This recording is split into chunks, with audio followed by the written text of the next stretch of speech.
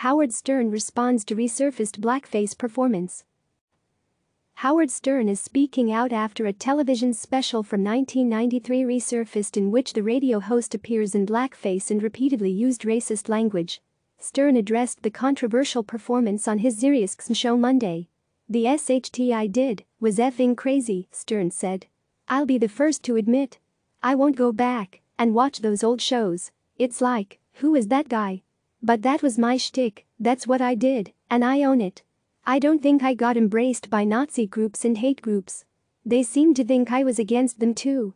Everybody had a bone to pick with me." The offensive sketch is from a pay-per-view New Year's Eve special in which Stern and his longtime co-host, Robin Quivers, satirized a Friar's Club roast of Whoopi Goldberg in 1993 where Ted Danson, who was then dating Goldberg, had dressed in blackface. Danson received widespread criticism at the time, but the Associated Press reported that Goldberg and some other African-American celebrities also came to his defense. Danson reflected on the incident in a 2009 interview with NPR, calling it a graceless moment in my life. CNN has contacted Danson's representative for comment. Stern, 66, went on to say that, if he had a chance to do it all over again he wouldn't have worn blackface. "If I had to do it all over again, would I lampoon Ted Danson, a white guy in blackface? Yeah, I was lampooning him and saying, I'm going to shine a light on this. But would I go about it the same way now? Probably not. Not probably, I wouldn't," he continued. Stern, who has been on the radio for nearly 4 decades, is known for his profanity-filled and at times explicit interviews. He did not apologize for the skit, but Stern said he and his comedy have evolved. "I cringe when I look at myself 30 or 40 years ago, and that was 27 years ago. I can't stand it. Am I a bad guy? I don't think so," Stern said. He also added he has toned down his show since beginning therapy. "I came to realize in therapy, if I'm going to be with my kids and have a successful marriage, I can't be insane completely 24 hours a day. I have to figure out a better way to communicate. So I evolved and changed," Stern said.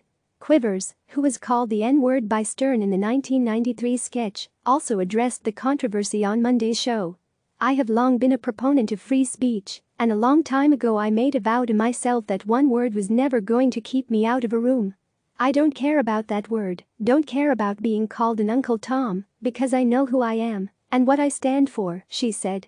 "I have listened to Stern since he first got to New York in the 1980s, and he certainly has evolved from the moment he described when it was anything goes.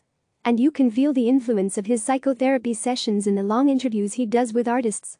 Some humor on the SiriusXM show still crosses the line, clearly, but he has long been a voice for inclusion and for women's rights in the LGBTQ cause."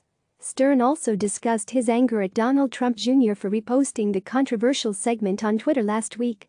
Howard Stern says N-word too many times during awful blackface impression that should have libs yelling cancel. Trump Jr. wrote in his tweet. CNN has reached out to SiriusXM for comment.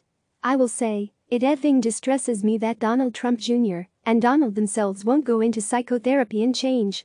Why not change the way you're approaching things, because wearing a mask is not a bad thing," he said.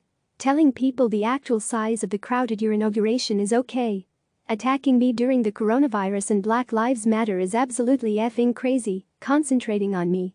Stern said he supports the ongoing protests against racism and police brutality and is excited about a potential for widespread change. "I'm excited about gay rights, telling you not to beat up gay people. I'm excited about the changes that are coming out of Black Lives Matter," he said. "Watching George Floyd choked to death, as I've said before, it's sickening and appalling, and I think real change might be in the air." Click subscribe to receive the latest news.